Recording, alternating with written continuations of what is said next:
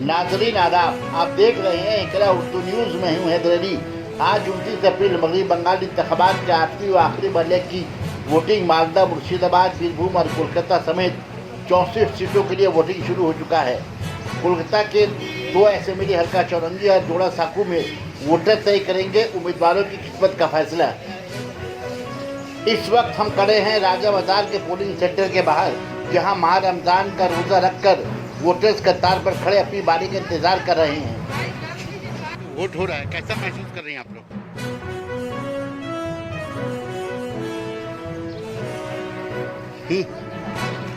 Vote जो हो रहा है, क्या महसूस कर रही है? इस दफा हर साल की तरह इस दफा जो वोट टफ हो रहा है, क्या महसूस कर रही हैं आप? क्या कोरोना के महामारी में जो वोट जो हो रहा है तो उसमें कितना सेफ्टी देखने को मिल रहा है यहाँ पे?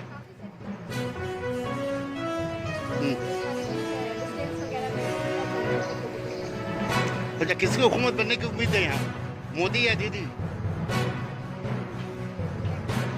You can't say anything.